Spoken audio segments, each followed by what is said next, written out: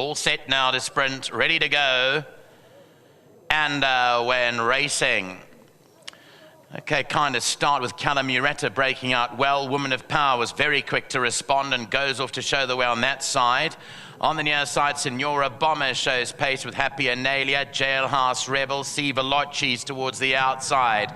Then came French Duchess a few lengths off the leader. Further back to Micker's Bomb behind those, and then Ivy League and Global Choice rather towards there inside.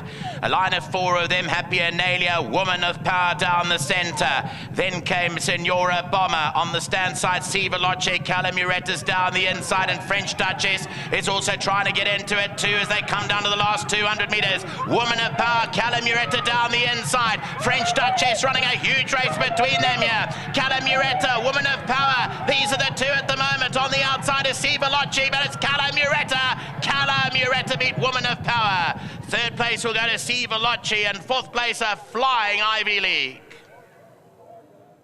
And behind that, as we mentioned, the flying finish from Ivy League from the Boerta stable, the daughter of What a Winter, running a very good debut. Well, they spread across the track, but here is the winner, Cala Muretta, drawn more middle inside than anything else. Woman of Power tried hard under De Mello, but Cala Muretta's got her measure inside that last 50 metres to win it. C. Veloci third, then Ivy League behind that French Duchess, and Micker's Bomb completed the first few home here. And the third of the day, next up will be the start of the first jackpot.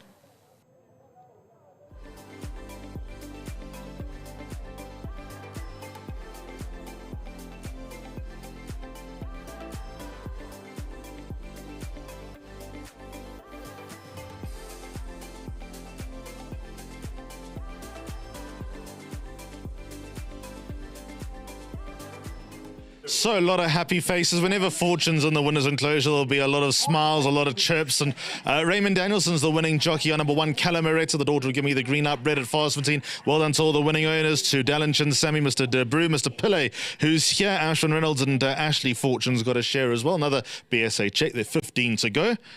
Well done. Nice to see you bounce back like that, Ray. Yeah, look, we just ignored the last run. I mean, probably the going at Turffontein inside draw is all we could put it to, because work's always been good, and we know she's not a sprinter. So even today, I hopped her out.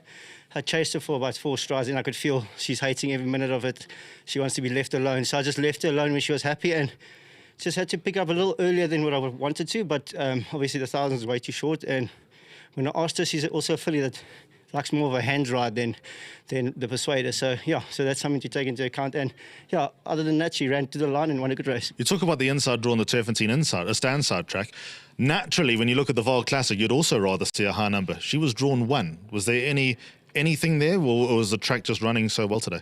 Yeah, I think the VAAL is not as biased as Turffontein, in my opinion. I might be wrong, but I was always going to check over a little bit towards the middle, and Keegan actually did the work in the beginning, and he took us all to the middle, and I was happy there. She obviously is not always easy when you're on your own, on the inside of all the horses. They tend to lose a little bit of focus, but once I pressed it, asked her to quicken, she quickened all the way to the line. And then at the start, when she got taken out of the stalls, was that you using your brain for a change? What do you mean? Ray, well done. A few more rounds. What are you expecting? Yeah, look, obviously it's been a good start so far, second in a win. So I've got a few rides left. Obviously, Letitia Angel in the last race, she's such a trier. When I worked it out there, I thought she was a baby. And then I saw she's quite old because she's just so... I've just complimented you for using your brain, then you dig yourself a hole again. No comment. But anyway, back to your question. Yeah, look, I've got a few chances left. Hopefully I can bring another one home. Well done, Ray. Just big thank you to the Fortune Yard, Ashley and Andrew Fortune, all the grooms at home. Obviously, they do all the hard work. And yeah, well done to the whole team. And winning form too, thank you so much. Well done to Raymond Danielson. Right, Ashley Fortune. You've gone from Munger to Danielson. I mean, at least your mornings are still entertaining, aren't they? Listen, we have a great time at the yard, so are we grateful. You know, Raymond's made a huge effort and commitment to the yard, so we're going to give him as many chances as we can, because, I mean, he is obviously producing and he wants to improve, and Andrew's helping him, so it's great. Tell us about this filly, because, you know, on black and white, and to anyone looking at the form, she looks in and out. Is that a character of her, or those two indifferent runs puzzling to you? What's the story with her?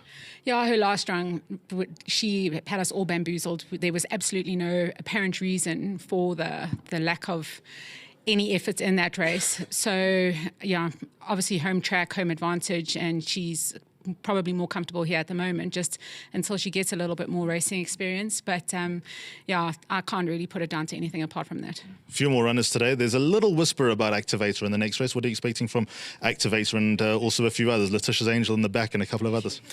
If there's a little whisper about Activator, I haven't heard it, but I'll be grateful to take whatever comes my way. You know, he's obviously Christo and Nolene Peach's horse, so I'm dying to do well with one of their horses for them because they've been so good in my life. So I really hope that he does produce some sort of a decent effort today. I mean, he is quite a nice little competitive pony. Hasn't earned too much money yet, but we're hoping that improves. And Letitia's obviously always a trier at the back. But I just want to say well done to all of the owners in this filly. Mr. Pillay, who's on course today, hasn't missed one of her runs. Dalen, Ashwin and Uncle Rufy in Cape Town.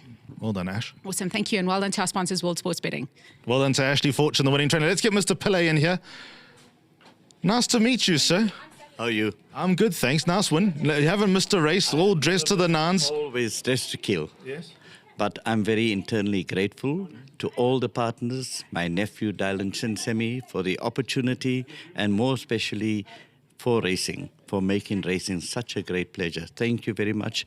The win is deeply appreciated, and good luck for good racing. So if you family of Dylan Shinsemi and family of Satch Mathan, you are obviously the dignified man of the family. I am the uncle of Dylan. Thank you so much. Mr. Pillay, just the one horse that you got shares in? Only one. This was a gift on my 70th birthday. Lovely. Well, that is... Thank you to Ashley and Andrew. They are excellent.